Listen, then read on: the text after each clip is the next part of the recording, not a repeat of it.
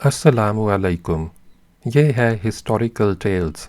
आप सबसे गुजारिश है कि मेरी इस वीडियो को लाइक और शेयर करें और मेरे चैनल को सब्सक्राइब करें। मुझे सपोर्ट करने के लिए आप सुपर थैंक्स भी दे सकते हैं और बाय मियाँ कॉफ़ी भी। शुक्रिया। यहूदियत कुरान की रोशनी में। मुसन्निफ़ मौलाना सैयद अबुल आला मौदूदी। बिस्मिल्लाहिर्रहमानिर्रहीम। वलन तर्ज़ा अन्कल यहूद वलन नसारा हत्ता तत्तबिअ मिल्लतहुम। यहूदी और ईसाई तुमसे हरगिज़ राज़ी ना होंगे जब तक तुम उनके तरीक़े पर ना चलने लगो। सूरह अल-बक़रा आयत नंबर 120। बाब नंबर 2 का दूसरा हिस्सा। सामाइन, बाब 2 के दूसरे हिस्से में फ़सल नंबर 4 से फ़सल नंबर 7 तक पढ़ा जाएगा। फ़सल नंबर 4, मिस्र से बनी इसराइल का खुरूज। वलक़द औहयना इला मूसा अन अस्रि बिइबादी फ़ाज़रिब लहुम तरीक़न फ़िल बहरि यबसन ला तख़ाफ़ू दरकन वला तख़शा फ़अतबअहुम फ़िरऔन बिजुनूदिही फ़ग़शियहुम मिनल यम्मि मा ग़शियहुम। यानी हमने मूसा पर वही की कि अब रातों रात मेरे बंदों को लेकर चल पड़ और उनके लिए समंदर में से सूखी सड़क बना ले। तुझे किसी के ताक़ुब का ज़रा खौफ ना हो और न समंदर के बीच से गुज़रते हुए डर लगे। पीछे से फ़िरौन अपने लश्कर लेकर पहुँचा और फिर समंदर उन पर छा गया जैसा कि छा जाने का हक़ था। सूरह तौहा आयात 77 और 78। फ़सल नंबर 5, खुरूज के अहवाल। वअौहयना इला मूसा अन अस्रि बिइबादी इन्नकुम मुत्तबऊन। हमने मूसा को वही भेजी कि रातों रात मेरे बंदों को लेकर निकल जाओ, तुम्हारा पीछा किया जाएगा। फ़अरसला फ़िरऔन फ़िल मदाइनि हाशिरीन। इस पर फ़िरौन ने फ़ौजें जमा करने के लिए शहरों में नक़ीब भेज दिए। इन्न हाउलाई लशिरज़िमतुन क़लीलून। और कहला भेजा कि ये कुछ मुट्ठी भर लोग हैं। व इन्नहुम लना लगाइज़ून। और उन्होंने हमको बहुत नाराज़ किया है। व इन्ना लजमीउन हाज़िरून। और हम एक ऐसी जमात हैं जिसका शेवा हर वक्त चौकन्ना रहना है। सूरह अश-शुअरा आयात 51 ता 56। इस अजमाल की तफसील ये है कि अल्लाह ताला ने आखिरकार एक रात मुकर्रर फरमा दी जिसमें तमाम बनी इसराइल और गैर इसराइली मुसलमानों को, जिनके लिए मेरे बंदों का जामे लफ्ज़ इस्तेमाल किया गया है, मिस्र के हर हिस्से से हिजरत के लिए निकल पड़ना था। ये सब लोग एक तयशुदा मकाम पर जमा होकर एक काफ़िले की सूरत में रवाना हो गए। वाज़ेह रहे कि बनी इसराइल की आबादी मिस्र में किसी एक जगह मुतजम्मे न थी, बल्कि मुल्क के तमाम शहरों और बस्तियों में बटी हुई थी, और ख़ुसूसियत के साथ मेम्फ़िस से राइमसस तक उस इलाक़े में उनकी बड़ी तादाद आबाद थी, जिसे जुशन के नाम से मौसूम किया जाता था। लिहाजा मूसा अलैहिस्सलाम को जब हुक्म दिया गया कि अब तुम्हें बनी इसराइल को लेकर मिस्र से निकल जाना है, तो उन्होंने बनी इसराइल की तमाम बस्तियों में हिदायत भेज दी होंगी कि सब लोग अपनी अपनी जगह हिजरत के लिए तैयार हो जाएं, और एक ख़ास रात मुकर्रर कर दी होगी कि उस रात हर बस्ती के मुहाजिरीन निकल खड़े हों। ये इरशाद कि तुम्हारा पीछा किया जाएगा इस अमर की तरफ इशारा करता है कि हिजरत के लिए रात को निकलने की हिदायत क्यों की गई थी, यानी क़बल इसके कि फ़िरौन लश्कर लेकर तुम्हारे ताक़ुब में निकले, तुम रातों रात अपना रास्ता इस हद तक तय कर लो कि उससे बहुत आगे निकल चुके हो। उस ज़माने में नहर सुईज़ मौजूद न थी। बहर अहमर से बहर रोम यानी मेडिटरेनियन तक का पूरा इलाका खुला हुआ था, मगर उस इलाके के तमाम रास्तों पर फ़ौजी छावनियाँ थीं جن سے بخیریت نہیں گزرا جا سکتا تھا۔ اس لیے حضرت موسیٰ علیہ السلام نے بحر احمر کی طرف جانے والا راستہ اختیار کیا۔ غالباً ان کا خیال یہ تھا کہ سمندر کے کنارے کنارے چل کر جزیرہ نمائی سینا کی طرف نکل جائیں، لیکن ادھر سے فرعون لشکر عظیم لے کر تعاقب کرتا ہوا ٹھیک اس موقع پر آ پہنچا جبکہ یہ قافلہ ابھی سمندر کے ساحل ہی پر تھا۔ سورہ شعراء میں بیان ہوا ہے کہ مہاجرین کا قافلہ لشکر فرعون اور سمندر کے درمیان بالکل گھر چکا تھا۔ عین اس وقت اللہ تعالیٰ نے حضرت موسیٰ علیہ السلام کو حکم دیا کہ اضرب بعصاک البحر، مار اپنا عصا سمندر پر، فانفلق فکان کل فرق کالطود العظیم، یکا یک سمندر پھٹ گیا اور اس کا ہر ٹکڑا ایک عظیم الشان پہاڑ کی طرح ہو گیا۔ سورہ شعراء آیات 63 اور 64۔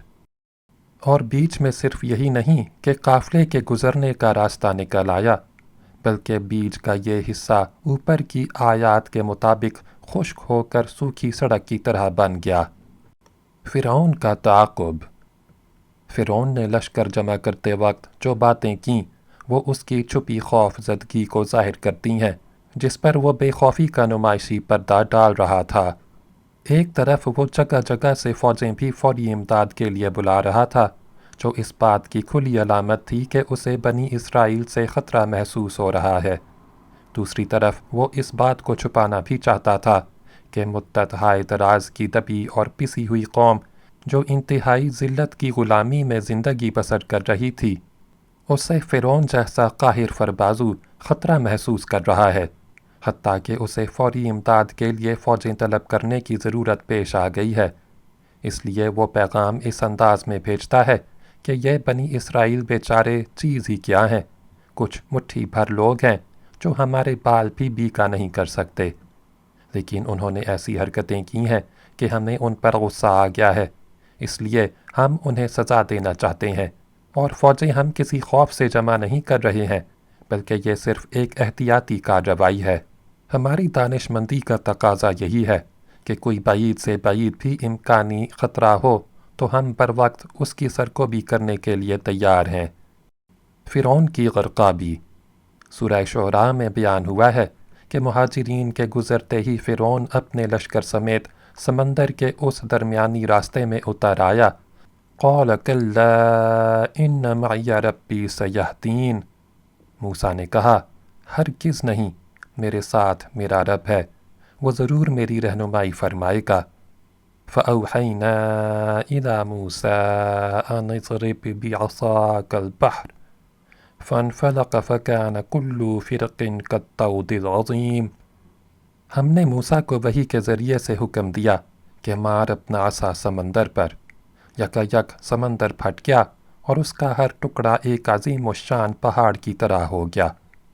وَأَزْلَفْنَا ثُمَّ الْآخَرِينَ، اسی جگہ ہم دوسرے گروہ کو بھی قریب لے آئے۔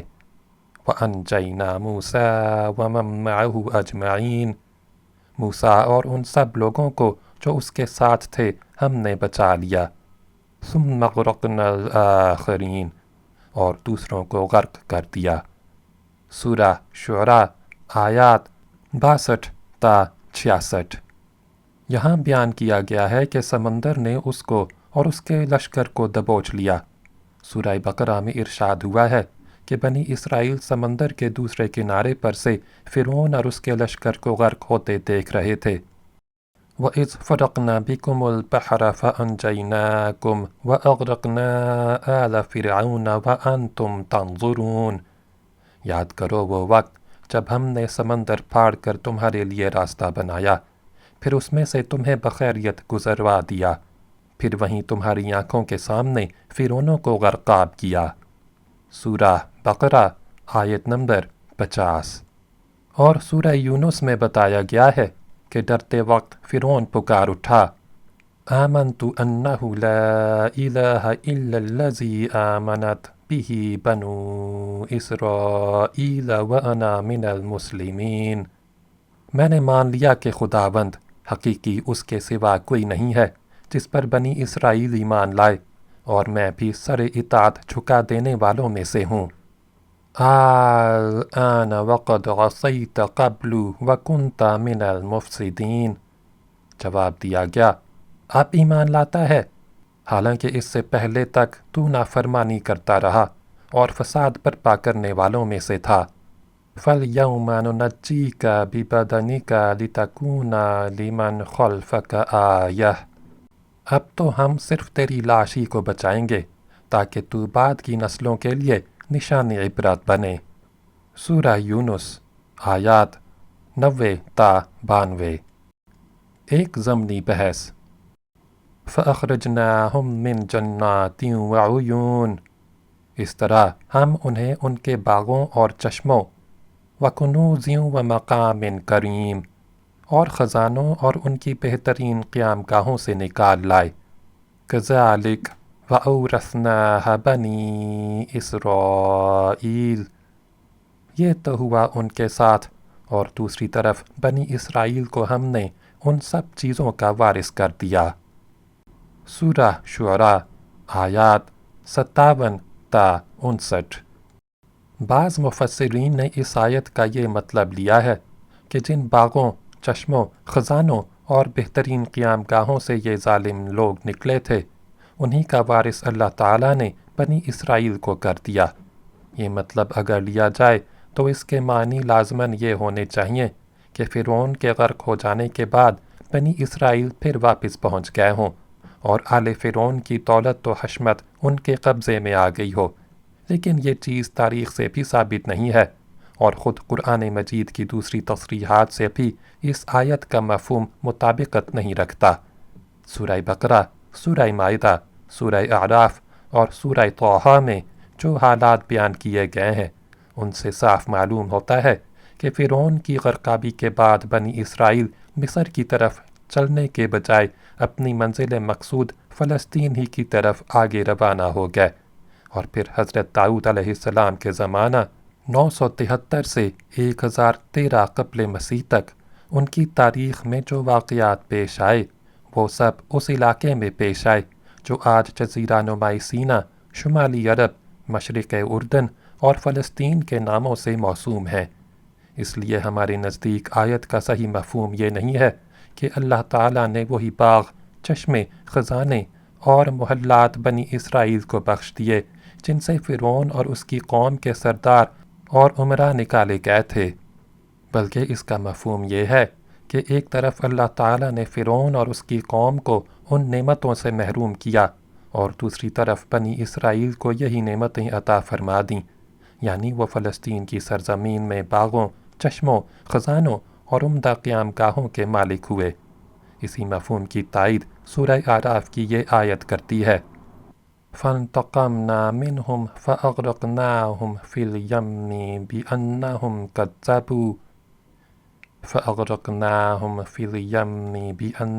كَذَّبُوا بِآيَاتِنَا وَكَانُوا عَنْهَا غَافِلِينَ، تب ہم نے ان سے انتقام لیا اور انہیں سمندر میں غرق کر دیا کیونکہ انہوں نے ہماری نشانیوں کو جھٹلایا تھا اور ان سے بے پرواہ ہو گئے تھے۔ وَأَوْرَثْنَا الْقَوْمَ الَّذِينَ كَانُوا يُسْتَضْعَفُونَ مَشَارِقَ الْأَرْضِ وَمَغَارِبَهَا الَّتِي بَارَكْنَا فِيهَا، اور ان کی جگہ ہم نے ان لوگوں کو جو کمزور بنا کر رکھے گئے تھے اس سرزمین کے مشرق و مغرب کا وارث بنا دیا جسے ہم نے برکتوں سے مالا مال کیا تھا۔ سورہ الاعراف آیات 36 اور 37۔ یہ برکتوں سے مالا مال سرزمین کا استعارہ قرآن مجید میں عموماً فلسطین ہی کے لیے استعمال ہوا ہے، اور کسی علاقے کا نام لیے بغیر جب اس کی یہ صفت بیان کی جاتی ہے تو اس سے یہی علاقہ مراد ہوتا ہے۔ مثلاً سورہ بنی اسرائیل میں فرمایا اِلَى الْمَسْجِدِ الْأَقْصَى الَّذِي بَارَكْنَا حَوْلَهُ، دور کی اس مسجد تک جس کے ماحول کو اس نے برکت دی ہے۔ سورہ الاسراء آیت نمبر 1۔ اور سورہ انبیاء میں ارشاد ہوا وَنَجَّيْنَاهُ وَلُوطًا إِلَى الْأَرْضِ الَّتِي بَارَكْنَا فِيهَا لِلْعَالَمِينَ، اور ہم اسے اور لوط کو بچا کر اس سرزمین کی طرف نکال لے گئے جس میں ہم نے دنیا والوں کے لیے برکتیں رکھی ہیں۔ سورہ الانبیاء आयत नंबर 71। और वलिसुलैमान الريح عاصفة تجري بأمره إلى الأرض التي باركنا فيها، اور سلیمان کے لیے ہم نے تیز ہوا کو مسخر کر دیا تھا جو اس کے حکم سے اس سرزمین کی طرف چلتی تھی جس میں ہم نے برکتیں رکھی ہیں۔ سورہ الانبیاء آیت نمبر 81۔ اسی طرح سورہ سبا میں بھی القری التی بارکنا فیہا، جن کو ہم نے برکت عطا کی تھی۔ سورہ سبا آیت نمبر 18۔ کہ یہ الفاظ سرزمین شام و فلسطین کی بستیوں کے لیے استعمال ہوئے ہیں۔ فصل نمبر 6، بنی اسرائیل پر دور غلامی کے اثرات۔ وجاوزنا ببنی اسرائیل البحر فأتوا على قوم يعكفون على أصنام لهم قالوا يا موسى اجعل لنا إلها كما لهم آلهة۔ بنی اسرائیل کو ہم نے سمندر سے گزار دیا، پھر وہ چلے اور راستے میں ایک ایسی قوم پر ان کا گزر ہوا جو اپنے چند بتوں کی گرویدہ بنی ہوئی تھی۔ کہنے لگے، اے موسیٰ، ہمارے لیے بھی کوئی ایسا معبود بنا دے جیسے ان لوگوں کے معبود ہیں۔ سورہ الاعراف آیت نمبر 38۔ بنی اسرائیل نے جس مقام پر بحر احمر کو عبور کیا وہ غالباً موجودہ شہر سویس اور اسماعیلیہ کے درمیان کوئی مقام تھا۔ یہاں سے گزر کر یہ لوگ جزیرہ نمائی سینا کے جنوبی علاقے کی طرف ساحل کے کنارے کنارے روانہ ہوئے۔ اس زمانے میں جزیرہ نمائی سینا کے مغربی اور شمال حصہ مصر کی سلطنت میں شامل تھا۔ جنوب کے علاقے میں موجودہ شہر طور ابو ذر خیمہ کے درمیان تانبے اور فیروزے کی کانیں تھیں جن سے اہل مصر بہت فائدہ اٹھاتے تھے، اور ان کانوں کی حفاظت کے لیے مصریوں نے چند مقامات پر چھاؤنیاں قائم کر رکھی تھیں۔ انہی چھاؤنیوں میں سے ایک چھاؤنی مفقہ کے مقام پر تھی جہاں مصریوں کا ایک بہت بڑا بت تھا جس کے آثار اب بھی جزیرہ نما کے جنوبی مغربی علاقے میں پائے جاتے ہیں۔ اس کے قریب ایک اور مقام بھی تھا جہاں قدیم زمانے سے سامی قوموں کی چاند دیوی کا بت خانہ تھا۔ غالباً انہی مقامات میں سے کسی کے پاس سے گزرتے ہوئے بنی اسرائیل کو، جن پر مصریوں کی غلامی نے مصریت زدگی کا اچھا خاصا گہرا ٹھپا لگا رکھا تھا، ایک مصنوعی خدا کی ضرورت محسوس ہوئی ہوگی۔ بنی اسرائیل کی ذہنیت کو اہل مصر کی غلامی نے جیسا کچھ بگاڑ دیا تھا، اس کا اندازہ اس بات سے آسانی کیا جا سکتا ہے کہ مصر سے نکل آنے کے 70 برس بعد حضرت موسیٰ علیہ السلام کے خلیفہ اول حضرت یوشع بن نون اپنی آخری تقریر میں بنی اسرائیل کے مجمع عام سے خطاب کرتے ہوئے فرماتے ہیں، تم خداوند کا خوف رکھو اور نیک نیتی اور صداقت کے ساتھ اس کی پرستش کرو، اور ان دیوتاؤں کو دور کرو جن کی پرستش تمہارے باپ دادا بڑے دریا کے پار اور مصر میں کرتے تھے، اور خداوند کی پرستش کرو، اور اگر خداوند کی پرستش تم کو بری معلوم ہوتی ہو تو آج ہی تم اسے جس کی پرستش کرو گے چن لو۔ اب رہی میری اور میرے گھرانے کی بات، سو ہم تو خداوند ہی کی پرستش کریں گے۔ اس سے اندازہ ہوتا ہے کہ 40 سال تک حضرت موسیٰ علیہ السلام کی اور 28 سال تک حضرت یوشع کی تربیت و رہنمائی میں زندگی بسر کر لینے کے بعد بھی یہ قوم اپنے اندر سے ان اثرات کو نہ نکال سکی جو فرعونہ مصر کی بندگی کے دور میں اس کی رگ رگ کے اندر اتر گئے تھے۔ پھر بھلا کیوں کر ممکن تھا کہ مصر سے نکلنے کے بعد فوراً ہی جو بت خدا سامنے آ گیا تھا، اس کو دیکھ کر ان بگڑے ہوئے مسلمانوں میں سے بہتوں کی پیشانیاں اس آستانے پر سجدہ کرنے کے لیے بے تاب نہ ہو جاتیں جس پر وہ اپنے سابق آقاؤں کو ماتھا رگڑتے ہوئے دیکھ چکے تھے۔ فصل نمبر 7، عطائے شریعت۔ کوہ طور پر حضرت موسیٰ علیہ السلام کی پہلی طلبی۔ وَإِذْ وَاعَدْنَا مُوسَىٰ 40 لَيْلَةً، یاد کرو جب ہم نے موسیٰ کو 40 شبانہ روز کی قرارداد پر بلایا۔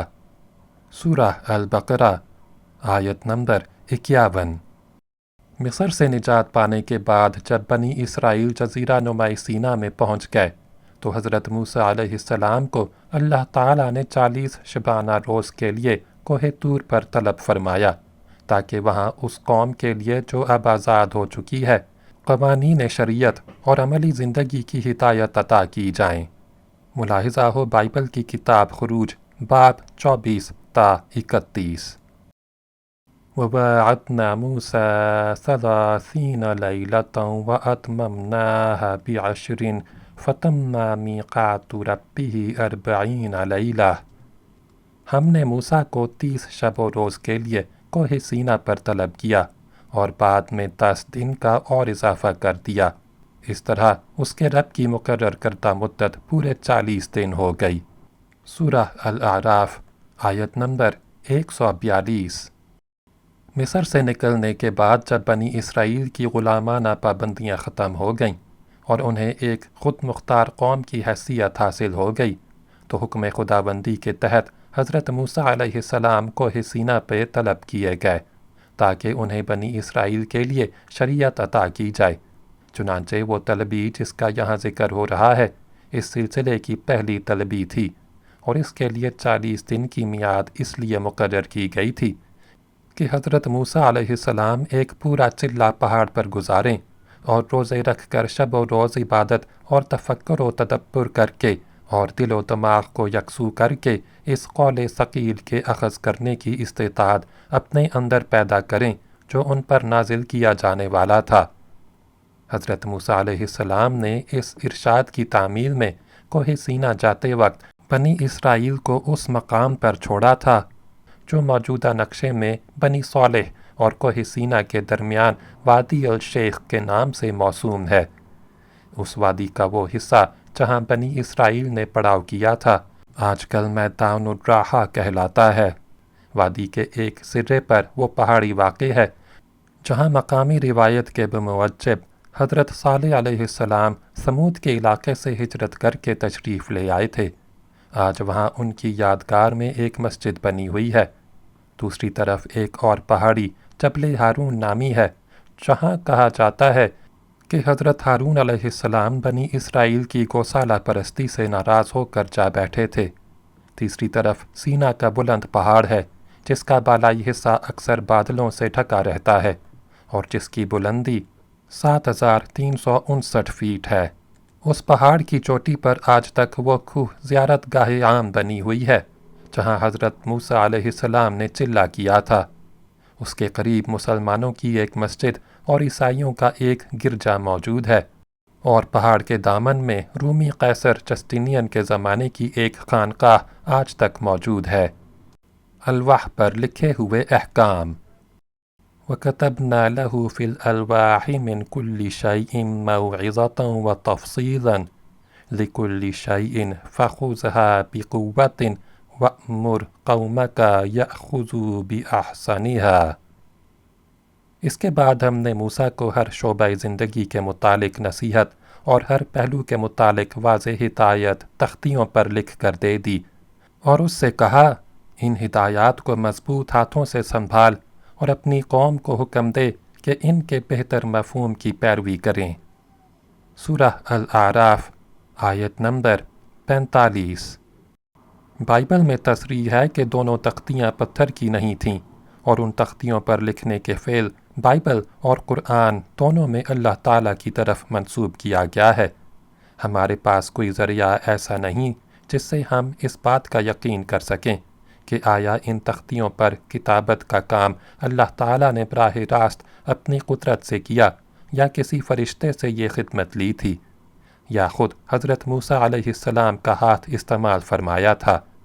تقابل کے لیے ملاحظہ ہو بائبل کتاب خروج باب 31 آیت نمبر 18، باب 32 آیت نمبر 15 اور 16، کتاب استثناء باب نمبر 5 آیت 6 تا 22۔ سامعین، یہاں باب نمبر 2 کا دوسرا حصہ اختتام پذیر ہوتا ہے۔